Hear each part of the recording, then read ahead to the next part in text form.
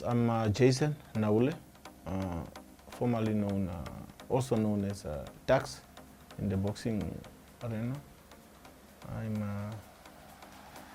I've retired, actively retired from boxing. I'm currently now managing boxers, and I'm also partly assisting at the promotion side with a Salute boxing promotion. Yeah, Jason, thanks for joining us at the Namibia newspaper. I'm Conrad Angula. Yeah, we are just going to take a journey down your boxing career. We will start with where were you born and when did you grow up? Where did you grow up? Thank you very much for the question. I am born in Windhoek. I grew up in Windhoek, and I've been in Windhoek all along. But you know how we always move between the north and Windhoek. But I'm actually originally from Windhoek. So when did you start boxing and with which club? Well, I think I started at a very young age. I started at the tender age of 14, and back then we only had few clubs in Windhoek. I think there was only one club that was meant for Katutura. It used to be located by the central shops. It used to be called Central Boxing Club, and then there was one club in Kommersdal that will house people from Kommersdal. So basically there was only one club in Windhoek back then. So now, under whom did you start there? Well, there was a lot of coaches that would be helping there, but I can remember when I started, there was I don't know whether I have his name right, but he was a police gentleman. Is that this mistake Karizem? No, I think that one was a detective back then. I think he used to work from the information that we gather, he used to work for this Diamond, but I think he died. So he was a police detective that will actually take us through the ropes at the central.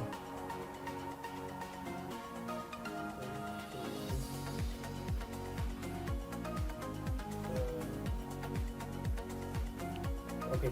Should be Christy something. Oh, he got killed most. Yeah, I think. Together with that Shilongoleni guy. I think so. Yeah. I think it's that one.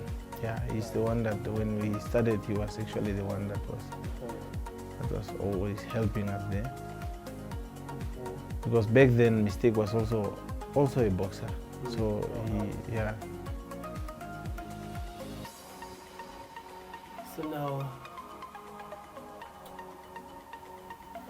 how do you want people to remember you as a former boxer?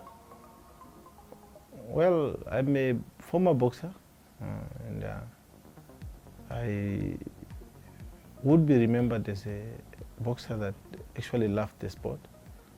We used to do it basically for nothing back in those days. So we were just motivated to be doing it. So I should be remembered as a person who loved boxing. I didn't do it for anything else other than just the passion of that. So now, what other sports did you do growing up besides boxing? Yeah, remember back then in Katutura, sports were also limited. So I used to play soccer, and I was also very good at it. I used to juggle between soccer and boxing, until boxing took over now. Yeah. Now, when did you start to box seriously? Like I said, I started when I was probably 14. So that time you're very young, you just do it for the fun of it. So now that time you are a cadet. A cadet is basically those who are still being groomed. then you move into the junior category.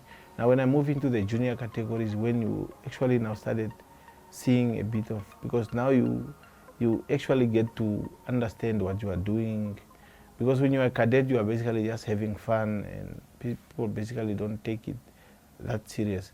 But when you move into the junior category, it's where you now get to be classified, because cadets usually are not classified. They don't have, they just get to fight each other depending on, because they are still learning. Now in the junior, at least I got to travel outside the country to represent the country at the junior level, and that's how now I got really involved into boxing. So basically, you became part of the national team? Yes, at the junior level. At the junior level. So that time, where did you guys used to go? We traveled to South Africa. Mm-hmm. I think we traveled to South Africa. It was it was a zone 6, but it was meant for the development part, the junior categories. Mm-hmm. So we traveled to South Africa. Okay. So now, when you reach the senior level, did you also box for the national team? Yes. In which weight division now? So I would actually, because when you are at a young age, it's very difficult to control your weight, because it depends on actually on a lot of things. That day you trained well, you didn't train well, so the weight will vary. It will probably be featherweight, lightweight, and then sometimes junior welterweight. So now, when did you turn professional, and do you still remember your first fight? Yes, my first fight, I think I fought with Daniel Open Fire Kashela. It was a very good fight, and I think he was actually a bit heavier than me when we used to fight in the amateur, and then when we got to pro, I think he also pushed himself to a lower division, so we got to fight my first fight, and I think I found him already having maybe 2 fights, if I'm not mistaken. And you had to fight with him again? Yeah. Can you remember the year when you turned professional? The year, right now I can't really recall. I recall. think if the statistics are okay, 2004. Yeah, it should be round about that time. Round about that time. Okay, can you just give us a brief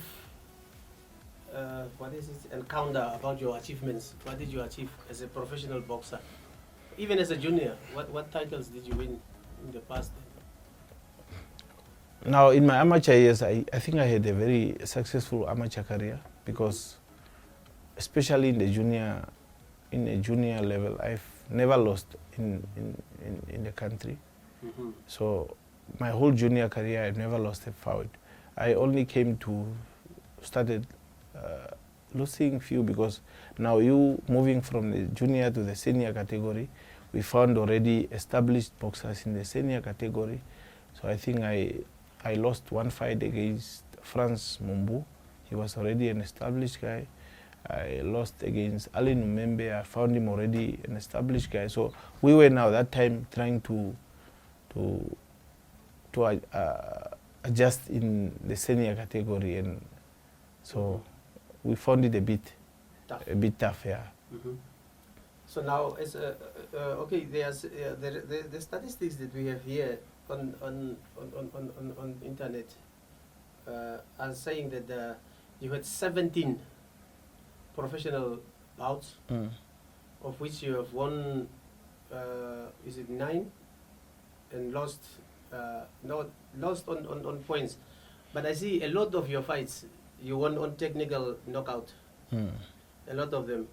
So the first 10 or what, first 12 or whatever, you were just winning. Yeah. And then about towards the end, you start losing on points or on split decisions or whatever. So, but now it seems that your beginning was very good. So, and another thing is, from your fights, it's also, I don't see a knockout. What is happening there? Well, I was not really a big puncher, but I was a bit scientific because, like I said, boxing to me was all about passion. So for me, I took it like it's a game. We out there to outthink each other, not to really outpunch each other. Because the game is basically to outthink each other. So that's how I used to do it, is to make sure that I will hit you, but you won't be able to hit me back. Yeah. So I was basically a person that would want to enjoy the game rather than just ending it very soon. So did you win any titles as a pro? Yes, I won. I actually got the WBA Pan-African. It's in the junior welterweight category. Yeah, and it's the one that I actually, when I lost it, then I decided to call it quits. Oh. Yeah. Okay. So, but it was in the lightweight. Light welter. Light welter. Yeah, it's a junior welterweight division. Oh, you were never a lightweight. You were just junior welterweight. When I moved to professional, I just became a junior welter. Because that time I think I've grew up a bit, so I went into the junior welter. Yeah.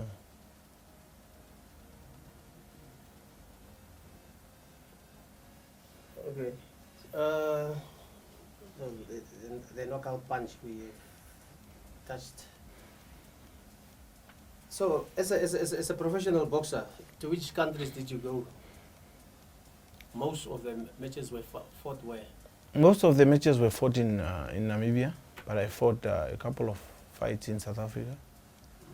Yeah, but most of the fights since that time Nesta started out promoting, so most of the fights were fought here because professional boxing was actually a bit taking off that time.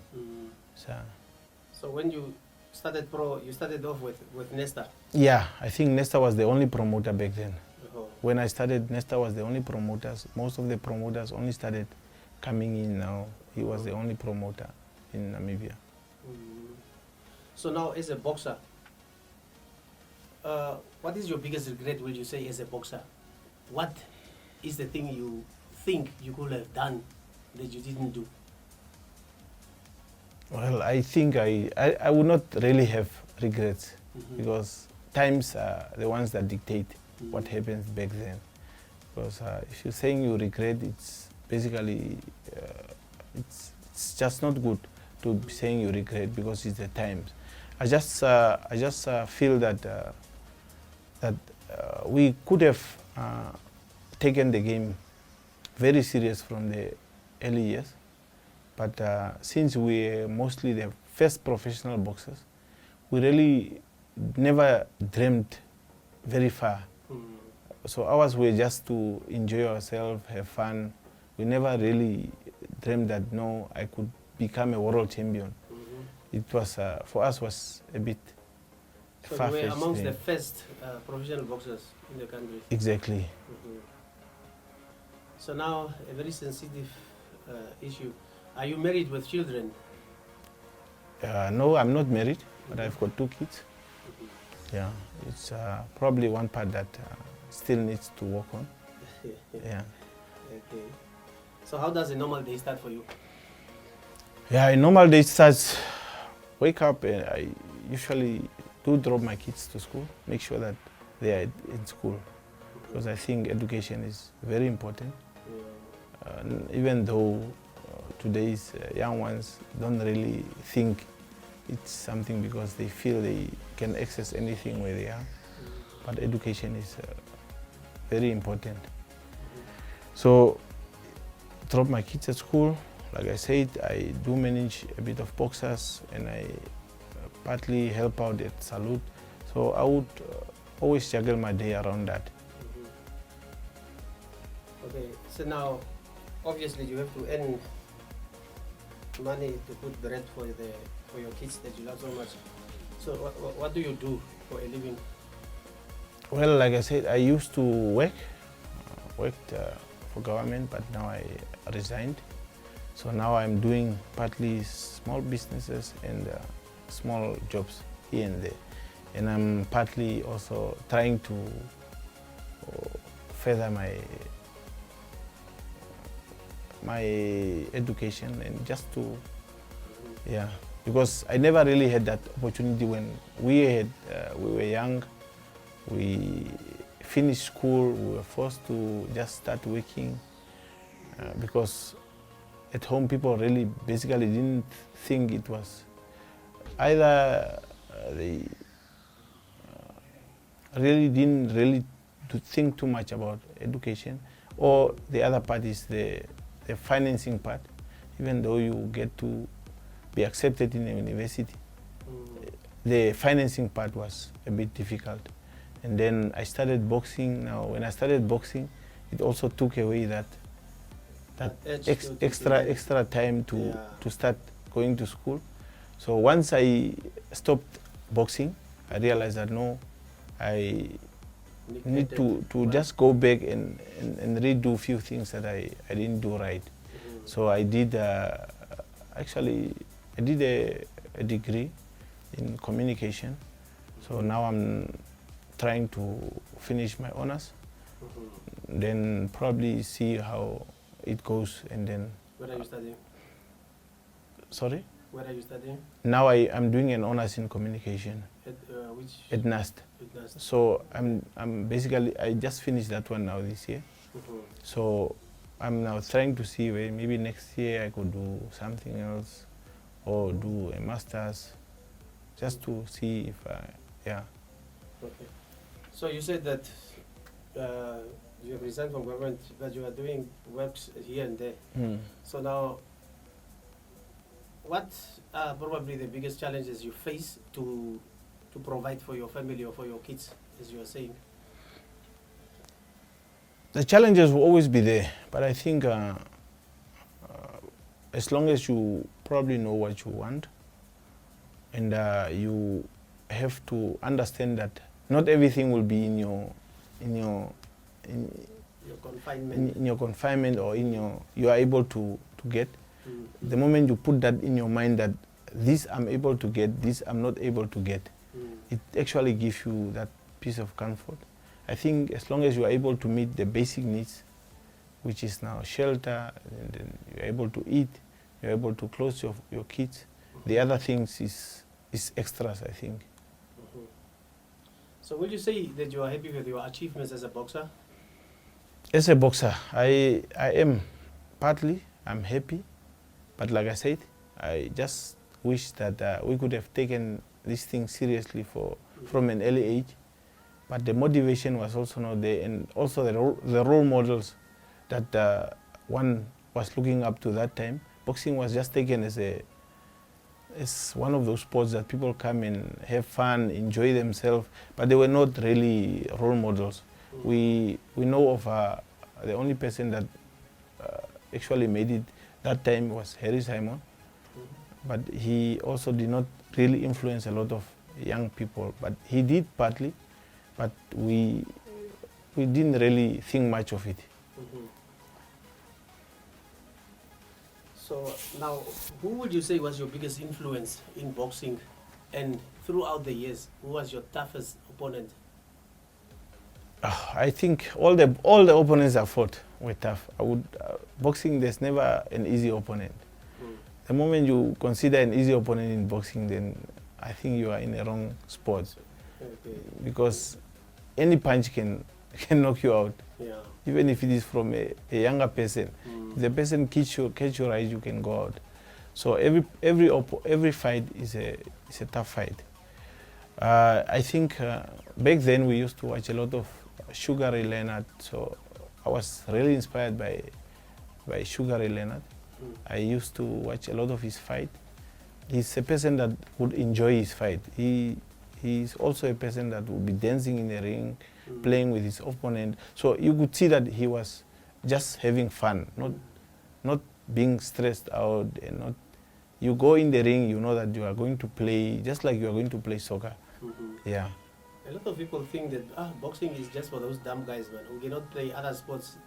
So maybe he feels he's a street fighter, then he feels that he's going to take out his frustration on someone in the ring, in a acceptable environment. Yeah. What do you think about boxing? What is boxing to you? What does boxing really mean to you? Yeah, boxing is I think, for me, I would classify it as, it's not a sport, it's an art. Because I think from the history of boxing, how boxing has actually gotten into a sport, was just basically two people beating each other in front of rich people, and then they will get paid. That's how boxing started. But then it became scientific, because you could have a special person that is able to actually outmaneuver a technique that he will know that what you are planning just by looking at what you are doing. So for me, I think boxing it's an art. It's something that requires a lot of mental ability. You must be able to outthink your opponent, because when you are in the ring, it's only the two of you, and you are taught. And you must also remember what you were taught or trained. Yeah, and you are taught at an early age to be able to read your opponent. When you look at their eyes, you are able to say, this guy is probably planning a right punch right now. So those are some of the technicality that not everybody gets to grasp, because it's not everybody that is motivated by pure passion. Some come in for the money, some come in because they want to be popular. You know how kids, when they are at school, they are told, no, you are a boxer, then they feel, I'll be popular in school. So the motivation is different from how people get into boxing.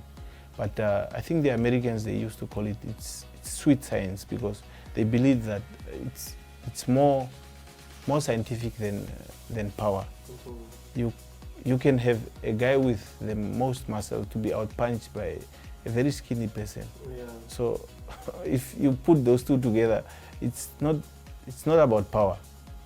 It's about your mental capacity, because I'm able to outpunch you, and I'm also able to think that if I punch you here, it might have a very strong effect on your way going forward. Imagine we are fighting for 12 rounds. I'm able to say now, if I start hitting him by the kidneys, probably every round I must make sure that at least I touch there 3-4 times. By the time you get to the 12th round, you will not be the same person that you were in the first round. So it's some of those things that actually make me believe that it's supposed to be an art. So you seem to be a very busy person. Are you still involved with boxing, and in which capacity? Yeah, I was. I served at a lot of capacity. Remember when I stopped boxing, I actually feel like I'm the only person who had an uninterrupted boxing career. I stopped boxing. When I stopped, I immediately started coaching kids. I basically went back to where I started, at the Central, at the Katutura Community Hall. We used to call it Central at that time. So when I stopped boxing, the gyms became a lot in Windhoek. Everybody has got now a gym. So the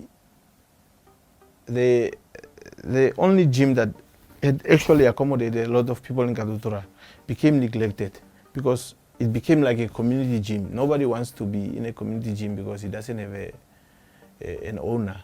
So when I stopped boxing, I visited the community hall. It told me, no, the gym has been closed for a while, nobody was here. So we opened it, and then I started taking up kids there, and then took it from there. Started only coaching amateur boxers, and then moved into administration, because now when I started coaching, I realized that these boys that we are coaching also need to be in the ring, because they cannot just be training for the whole year without boxing. So we formed up a Commerce Boxing Federation, which was it was dormant that time. So I went into administration also, at the lower level, at the amateur level. Did my part there, the administration. Then I started doing a bit of help for Sunshine, for the Sunshine promotion, to also give. I was just doing the amateur part of him, because he's focused more on the professional. So I started helping him with the amateurs, and then after that, did a very short stint at the professional control board. I went there, was actually put there as an interim board, and then got appointed, and then I recently also just resigned due to personal reason also. But right now I'm now, like I said, I'm trying to move into managing boxers, because I believe it's one of the parts that is neglected, especially with the professional boxers, because you're supposed to have a promoter, a manager, and a coach, but now you have somebody doing all this part in one. Yeah. So the management part is, I think, it's very crucial also, because it's where you guide the boxers also, and guide them to save a little also for tomorrow. Yeah, and also to make them understand that they are actually when they are boxing, they should take themselves as they are selling a product out there, so a brand, but that brand needs to be protected also. How your lifestyle, how you interact with people, and that's how I think a lot of these boys are not really taking, because they are not being guided into that, because they don't consider themselves as brands. Now he just recently maybe fought last night. When you find him tomorrow, he doesn't give a public image that will say no, that will encourage somebody else also to take up boxing. So those are things that I think it's the gap that I now want to probably fill in the meantime. Yeah, and hopefully I can inspire somebody else to fill up that gap. So now, would you say, do you still miss boxing? Every day. Yeah. Yeah, they say boxing is like a drug. Once it gets you, you will always be. It's the mental control that you have. I think even if you find an older person now, and then you entice him, he will go back to the ring. If you find a former boxer now and you just entice him in a way that he wants to be enticed, no boxers will say no to go back to the ring. It's just your mental strength that will say no, I've had my time, let me give the younger people. But everybody wants to go back to the ring. Now, can you tell us if this is the way you have imagined your life after boxing? Are you happy with what you have now achieved? Well, like I said, I was motivated by only one thing, passion for sports. Even though at times you see there's a lot of, they call it sport politics or whatever, but there's a lot of politics in sports nowadays. Yeah, and I think that is the only maybe disappointing thing that I can say it's not good, because they say when two elephants fight, the grass usually suffers. Now you have, especially you have people that wants to come only now and then, they just wants to jump already and start at the top, but not knowing that the person they are probably trying to compete also started from below. Now those things are a bit demotivating, because I remember back in the time you had a very strong regional representation in boxing, but those things are being brought down because people are fighting each other too much. And sometimes a person is in a region, he feels, why do I need to be fighting for these things? I don't get anything out of it. Let me rather focus on myself. We have a lot of good boxers that are in the regions, that could actually help develop younger ones in the regions. But because of the politics, they would rather say no. Let me focus on my kettles. Yeah. I've seen boxing, it was very strong back in the days, especially the 80s even. We had very, very good boxers those years. The Destas were still amateur, the Harry Simons were still amateur, Albertus Katiti, George Mukwahima, those very good boxers. I also boxed a little bit while growing up in Tsumeb. Then I came to Windhoek. I carried on with Samuel Shimbuli. So one day we were at the training there at the, what is the school? Namutenya. Yeah. He used to train the boys there, and I don't know what the problem was with that guy that day. He just cornered me, put me in a corner, and the guy just started to hit me as if he's boxing with Muhammad Ali. Yeah. That day, I quit, and then because Tigers were also that's training, was at Namutenya, they're outside on the gravel ground. And I said, let me go back to soccer and take up soccer seriously. Yeah. So that's why I later on started to play for Tigers and stuff like that. So now, are you still in touch with some of your former teammates for boxing? Yes. Friends that you have made in boxing? Yes. I've actually made a lot of friends all over the country. So some of them we still keep in touch. There's one guy he keeps calling me. I think he's in Korihas. He'll always be saying, no, I want to start up, but the starting is just the problem. Yeah, the starting is the problem, because even though you help the person start it up, the maintenance of that gym will be a problem. Because right now, I think, back in the time, I think the system was helpful, especially with communities that didn't have anything. You had a community, maybe a community gym, a community hall. Yeah. Now those things helped a bit. Now you probably be in a small town, people are charging you rent for just to be exercising boys. Schools are saying, no, you cannot be here for free, maybe give us. So those things are basically a bit the one bringing down, especially in the regions. Regions are, even in Windhoek right now, for you to just get a place where you can decide, no, I want to maybe bring up young kids in the informal areas, but you won't get a place where to do those. The city of Windhoek will say you must purchase the plot, or you must get, there's no basically things that are meant for community development anymore. Or maybe they are there, but maybe we just don't know. Yeah, we don't know. Sometimes information also. Yeah. So what is the biggest thing you miss from your days as a boxer? The day someone will tell you, I love the traveling. We'll go to countries, we'll go to Tsumeb, we'll go to other towns, we'll go to whatever. And then the togetherness and those things. So what is yours? What is the biggest thing that you think you miss? Yeah, no, I think it's basically what you said it all. I think we traveled a lot.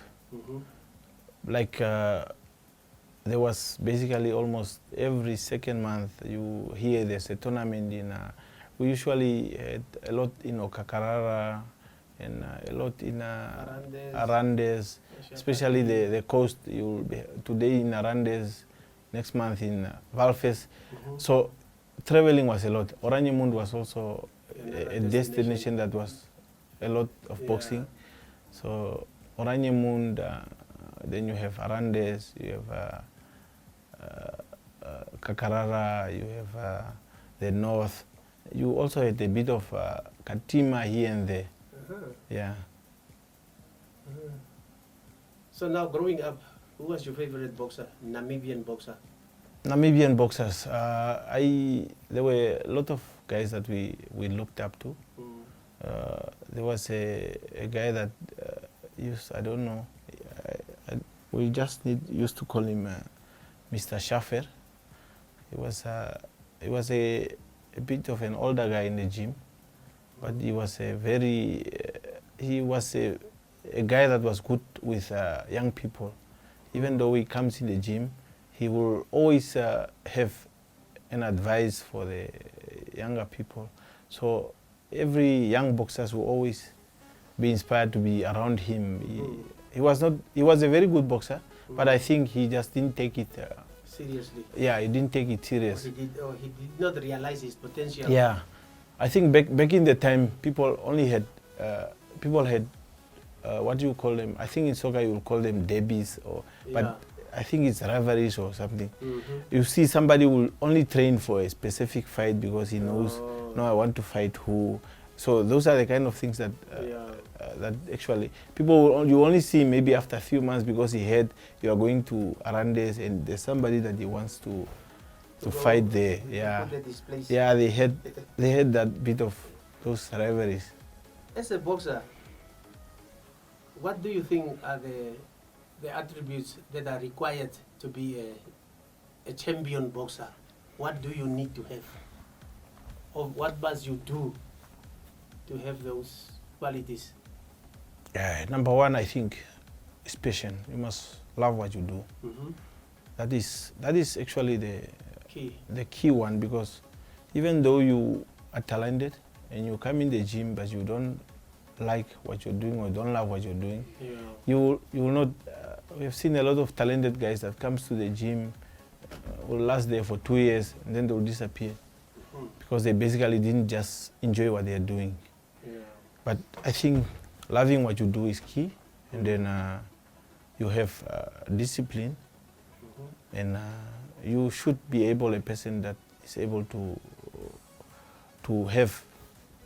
envision yourself one day holding a cup, or you must have, you must see those things. Goals. Yeah, you must see those things in your, even when you are training, you must see yourself as a champion one day. If you don't see yourself as a champion, you will not be motivated to work hard. So last but not least, if you could advise young boxers today, what will you tell them? As a former boxer and as a former administrator or a boxer's manager now, what will you tell them? Your advices are very easy to dish out, I think. But sometimes you must also look at the context that people are living today. I think today it's challenges are there, and there are a lot. You would want to advise young people to listen, but the challenges that they face also sometimes are a lot. But I think the best advice I can give young boxers is to take it one day at a time, because most of the time I see young people rushing because they feel, you know sometimes you just feel you are ready, but your coach will know better. He will know that no, let's give it 2 more years. But now, because you just because a coach said 2 more years, he thinks, no, I'll go to another coach. They move around too much and they don't have that patience. I think if you came into the boxing, enjoy it one day at a time. Don't rush it. Yeah, if you rush it, you are bound to crash. If you rush it, you will crash it. You'll crash it. You'll crash it.